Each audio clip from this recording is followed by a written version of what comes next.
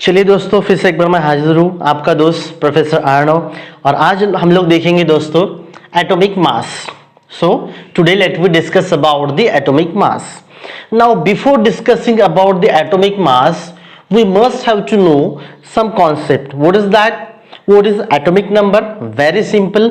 Second one is the mass number and third one is the what are the isotopes.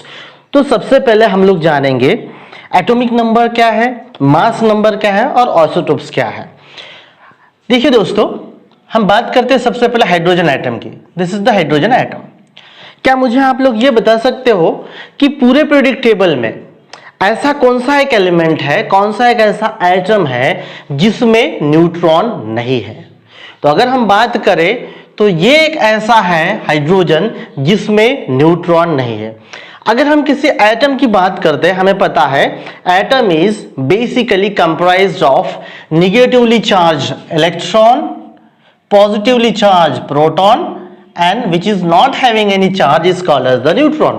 So negatively charged electron, positively charged proton और जिसका कोई charge नहीं है neutron, ऐसे तीन basic elementary particle से बना हुआ होता है एटम। सेकेंड थिंग, अब ये जो तीन पार्टिकल कहां पर होते हैं? वेल नोन है, आपको पता है कि जो प्रोटॉन और न्यूट्रॉन है वो न्यूक्लियस में होते हैं और इलेक्ट्रॉन आजू बाजू में रिवॉल्व होते हैं और रोटेट भी होते हैं। अब इसीलिए हम ये कह सकते हैं कि दी टोटल मास, टोटल जो उसका मास है या फिर बाद में वेट है, so total mass of N atom is concentrated in a nucleus. जो एटम का टोटल मास कहां पर है? न्यूक्लियस में कॉन्सेंट्रेटेड है। वाई? बिकॉज इलेक्ट्रॉन का जो मास है वो हम कंसिडर ही नहीं करते, क्योंकि वो ये जो इलेक्ट्रॉन का मास है फ्रेंड्स, इलेक्ट्रॉन का मास प्रोटॉन और न्यूट्रॉन को अगर हम कंपेयर करते हैं तो तकरीबन 1837 टाइम्स उससे छोटा है। किससे छोटा है? प्रोटॉन और न्यूट्रॉन से तकरीबन, अप्रॉक्सीमेट बता रहा हूं, इतना ज्यादा छोटा है। मतलब प्रोटॉन का मास इतना कम, जो कि बहुत ही कम है, न्यूट्रॉन का भी कम है, तो फिर इलेक्ट्रॉन का इतना कम है 1837 मतलब टाइम्स उससे कम है प्रोटॉन न्यूट्रॉन से, इसलिए इलेक्ट्रॉन का मास हम कंसिडर नहीं करते हैं। तो फिर जब हम बात करते हैं एटॉमिक मास या टोटल एटम का वेट, मास, वो न्यूक्लियस में कॉन्सेंट्रेट होता है या फिर न्यूक्लियस ही उस एटम का मास है।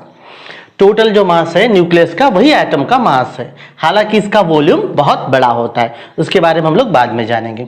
सो that is about negatively charge electron, positively charge proton और जिसका कोई चार्ज नहीं वो न्यूट्रॉन। ये तीन बेसिक पार्टिकल से एटम बना है, एटॉमिक स्ट्रक्चर है। तो बीच में क्या होता है? न्यूट्रॉन और प्रोटॉन और आजू बाजू में इलेक्ट्रॉन घूम रहे होते हैं। अब हम लोग बात करते हैं दोस्तों इस हाइड्रोजन की। देखिए, अब इस हाइड्रोजन की जब हम बात करते हैं तो हम सबसे पहले देखेंगे what is atomic number, what is mass number. तो what is atomic number? Simply the number of electron और number of proton. The number of electron और number of proton in an atom is nothing but the atomic number. उसको हम क्या कहेंगे? Atomic number. तो atomic number किससे represent करता है? Z से रिप्रेजेंट करता है एटॉमिक नंबर। किससे? Z से। So what is Z? The atomic number. So what is atomic number?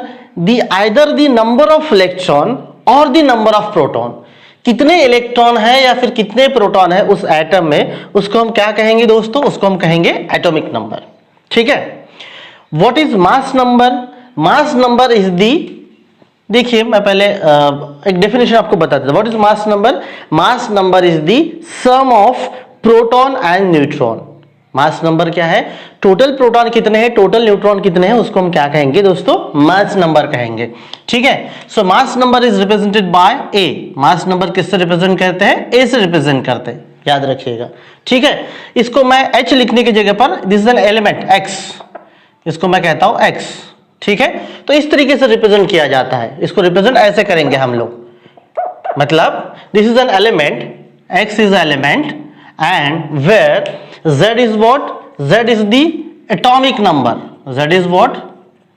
Z is the atomic number and A is what? A is the mass number. A क्या है?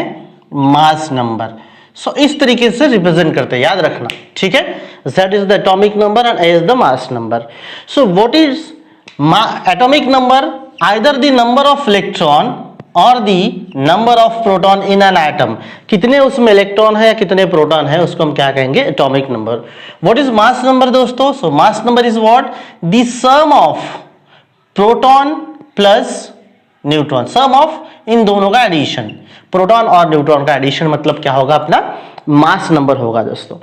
सो चलिए फिर अब हम लोग एग्जाम्पल के तौर पे लेते हैं। मैंने अभी आपको बताया हाइड्रोजन, हाइड्रोजन में न्यूट्रॉन नहीं होते हैं, तो हाइड्रोजन का एटॉमिक नंबर क्या है जब हम लोग बात करते हैं हाइड्रोजन की? So atomic number 1। क्यों? अगर मैं हाइड्रोजन का आपको स्ट्रक्चर दिखाऊं तो देखिए, ये न्यूक्लियस में सिर्फ एक प्रोटॉन है और आजू बाजू में एक इलेक्ट्रॉन घूम रहा है। दिस इज व्हाट, मतलब न्यूक्लियस में सिर्फ सिंगल प्रोटॉन है, आजू बाजू में सिंगल इलेक्ट्रॉन घूम रहा है। इसलिए जब हम इसके एटॉमिक नंबर की बात करते हैं, देखिए एटॉमिक नंबर इलेक्ट्रॉन और प्रोटॉन, ठीक है ना, आइदर इलेक्ट्रॉन और प्रोटॉन, दोनों में से किसी एक को, तो फिर हम किसी एक को पकड़ते हैं तो क्या होगा, atomic number 1। What is atomic number 1? जब हम लोग मास नंबर की बात करते हैं तो mass number is what, the sum of proton plus neutron, sum of proton plus neutron. तो इसमें सिर्फ एक ही प्रोटॉन है तो फिर इसका मास नंबर भी क्या होगा दोस्तों, 1 होगा। याद रखिएगा, हम आगे भी पढ़ने वाले हैं। इन जनरल कॉन्सेप्ट ऐसा है, the mass number is overall approximately double of atomic number. जो मास नंबर है वो एटॉमिक नंबर का जनरली क्या होता है, डबल होता है। But in this case what, in this case यहां पर आपको दिखाई दे रहा कितना, एटॉमिक नंबर भी 1 है और मास नंबर भी क्या है दोस्तों, 1 है। सो एटॉमिक नंबर भी 1 है, मास नंबर भी 1 है। अब देखिए होता क्या है, बाकी जैसे अगर हम लोग कार्बन की बात करते हैं, चलिए यहां पर, ठीक है, कार्बन, तो कार्बन का एटॉमिक नंबर कितना होगा दोस्तों, अगर हम बात करते हैं ना रिप्रेजेंट करने की, सो फिर कार्बन का एटॉमिक नंबर वेरी सिंपल, देखिए ये कार्बन का है atom, so either number of electron और the number of proton, 1 2 3 4 5 6, 6 electron, 1 2 3 4 5 6, 6 proton, मतलब आइदर 6 इलेक्ट्रॉन और 6 प्रोटॉन, सो एटॉमिक नंबर 6।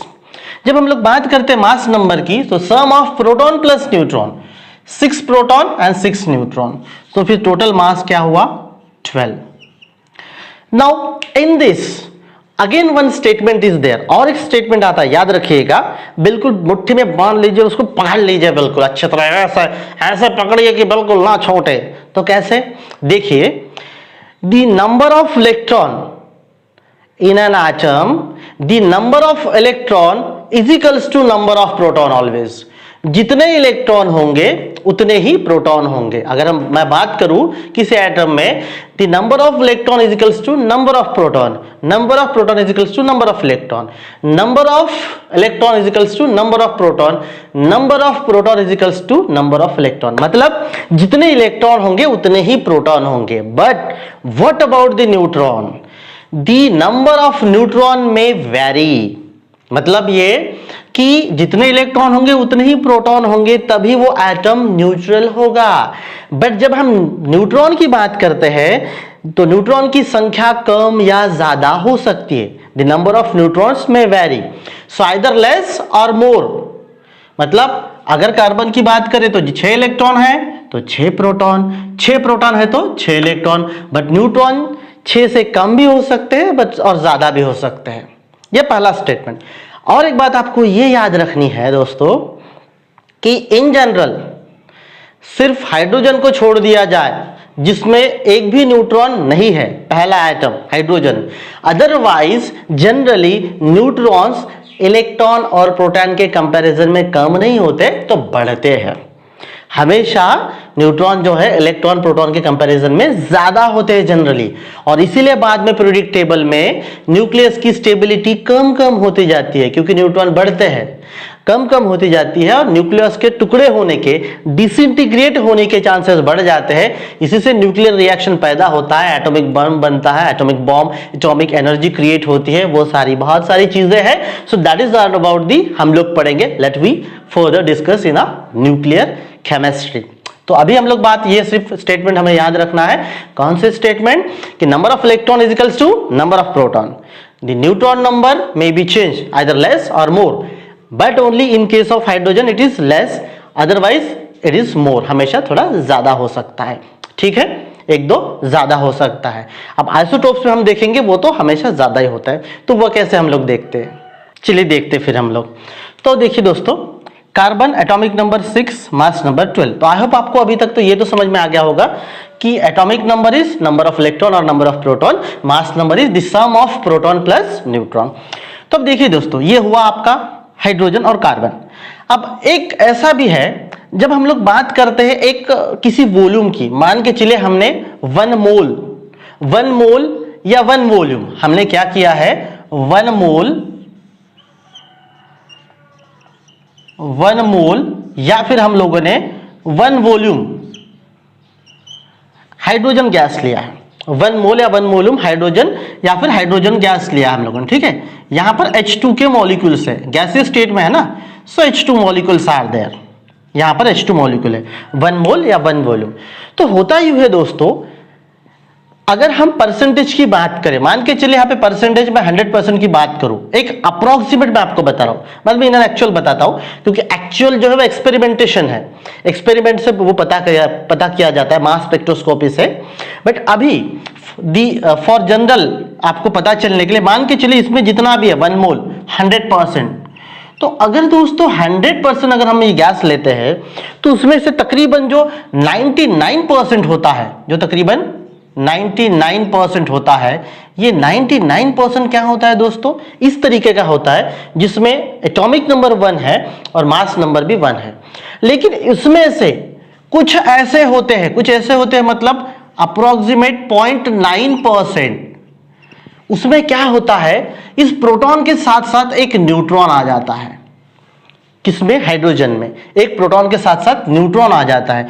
तो फिर अगर एक न्यूट्रॉन आ गया तो उसमें now the condition is what, the hydrogen atomic number 1, mass number 1 proton plus 1 neutron, 1 proton plus 1 neutron 2, so mass number इसका हुआ 2।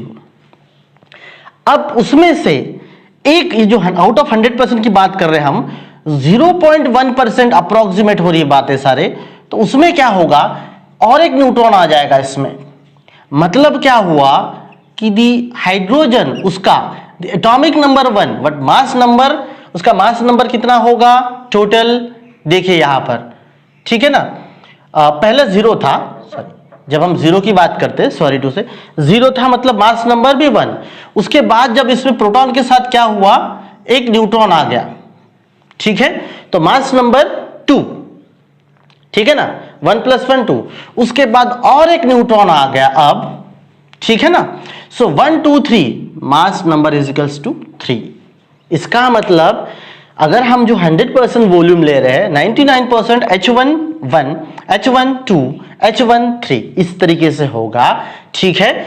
और अब ये जो तीनों है, इन तीनों को हम लोग क्या कहेंगे दोस्तों, these are called as what, These are called as isotopes of each other। हम इसको क्या कहेंगे दोस्तों, इसको हम लोग कहेंगे isotopes of each other। What is meant by isotope? The atoms having the same atomic number but different mass number are called as isotopes of each other। The atoms having the same atomic number but different mass number are called as the isotopes of each other। तो ये है हमारे isotopes. अब हम लोग बात करते हैं कार्बन की, तो कार्बन भी अगर आप देखेंगे, कार्बन में यही हम लोग परसेंट लेते हैं, C6 मास नंबर 12, ठीक है, अप्रॉक्स वैल्यू बता रहा हूं, बाद में एक्चुअल बताऊंगा। सो 99% ये मिलेगा आपको, एक आपको थोड़ा सा ये भी मिलेगा, C6 H13 C6 and mass number 13, C6 atomic number mass number 14, इसमें आपको जो ये मिलता है, ठीक है, ये आई होप कि ये मिलता है आपको 0.9% और ये मिलता है आपका 0.1%। ये थोड़ा आगे पीछे हो सकता है, गलत नहीं कहेंगे, ठीक है, एग्जैक्टली मैं परसेंट में आपको बता रहा हूं इसलिए। So what now, C12 this is called C12, C13, C14 and now these are what, these are the isotopes of each other, atoms having the same atomic number but different mass number are called as the isotopes of each other। तो अभी तक हमने क्या देखा दोस्तों, अभी तक हमने देखा what is atomic number, what is mass number and what is the isotopes. तो चलिए अब हम लोग नेक्स्ट देखते हैं जो एटॉमिक मास। हमने मास नंबर देख लिया है, यस दैट इज व्हाट, ये हमने देख लिया है। अब ये जो मैं आपको बात कर रहा हूं that is what actually, that is MU, mu और एटॉमिक मास यूनिट। तो हम इस एटॉमिक मास में हम लोग क्लियर करेंगे कि एटॉमिक मास यूनिट क्या है, और उसके साथ साथ हम लोग ये देखेंगे कि अगर हमें इसका वेट ग्राम में लेना है तो एक्सपेरिमेंटली कितना ग्राम मिला है, जो आपके सामने बोर्ड में दिया हुआ है वो हम लोग देखेंगे। ठीक है, तो चलिए थोड़ा सा वो आगे देखते हैं हम लोग।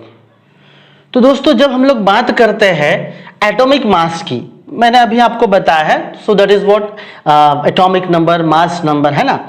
अब ये जो मास है एक्चुअली, वो मास एक्सपेरिमेंटल जो एस्टिमेट किया है वो किस तरीके से एस्टिमेट किया है, एक हाइड्रोजन का मास 1.6736 मल्टीप्लाइड बाय 10⁻24 ग्राम। सोचिए कि जिसका मास इतना कम है उसको हम ग्राम में ले रहे हैं, और अगर हम इसको अगर फिर से कर दे -10⁻27 अगर कर दे तो क्या होगा, एक किलोग्राम में हो जाएगा। आप देखेंगे आगे चलकर इलेक्ट्रॉन का मास जो निग्लिजिबल है, लेते नहीं है, बट उसको भी हम लोग किलोग्राम में कंसिडर करते हैं, है ना।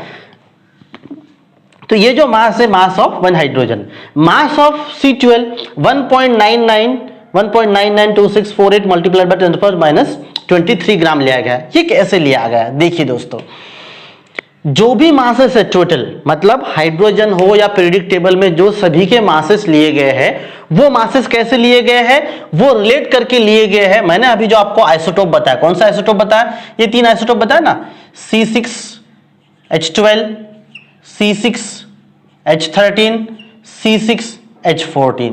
तो ये जो C12 है, इस C12 कार्बन को रिलेट करके सारे मासेस लिए गए हैं।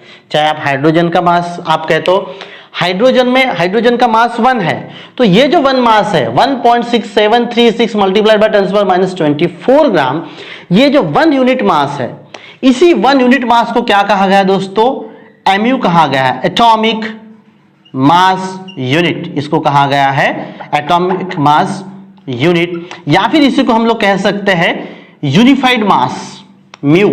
इसको हम लोग कहते हैं, क्या कहते हैं दोस्तों, यूनिफाइड मास। इसको हम कहेंगे यूनिफाइड मास।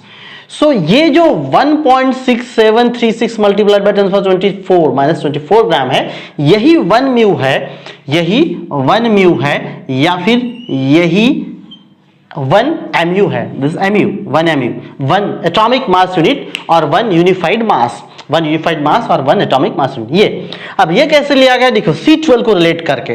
तो कैसे C12 को, प्रैक्टिकली C12 का जो मास है वो experimentally with the help of mass spectroscopy it is being estimated that the mass of C12 carbon 12 isotope is nothing but the 1.992648 multiplied by 10⁻23 gram.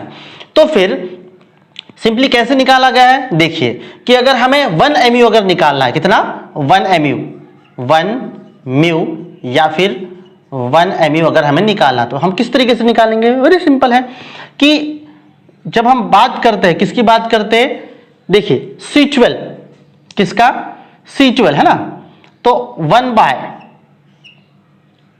C12, इसका कितना है, 12 है ना। सिंपली हम ऐसे लिख सकते हैं ना, अगर हमें 1 निकालना है तो कार्बन का कितना है, 12, कार्बन का मास कितना है दोस्तों, 12, ठीक है। सो हमें 1 यूनिट निकालना है, किसका, C12 का इंटू C12 का जितना भी होगा, समझ में आ रहा है, C12 का। तो वेरी सिंपल, कितना है मास ऑफ C12, देखिए हम लेते हैं 1 इंटू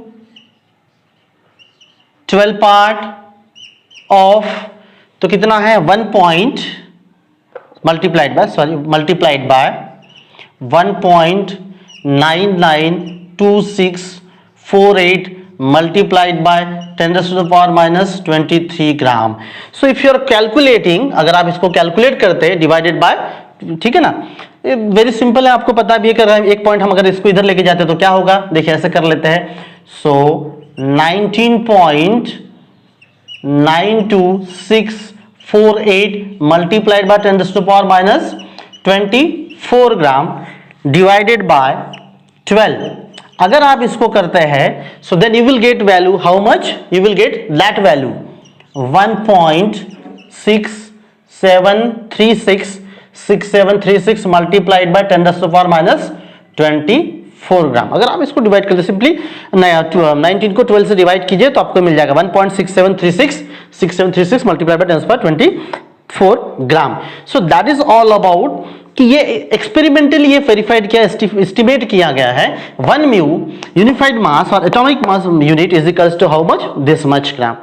सो रिलेट इस तरीके से किया गया है कि C12 को लेकर हमने क्या किया, एक 1 मास C12 का मास स्पेक्ट्रोस्कोपी से ये मास हमने एस्टिमेट किया है, निकाला है, और उसके रिलेशन में हमने निकाला this is for 1 unit mass, 1 unified mass, 1 atomic mass unit is equals to 1.6736 multiplied by 10⁻⁻24 gram. और इस तरीके से आइसोटोप्स लिए जाते हैं और इस तरीके से बाकी के जो है वो एटॉमिक मास दोस्तों निकाले जाते हैं। ठीक है, तो आई होप, उम्मीद है कि आपको समझ में आ गया होगा। जो भी नहीं समझा मुझे कमेंट करके जरूर बताइएगा।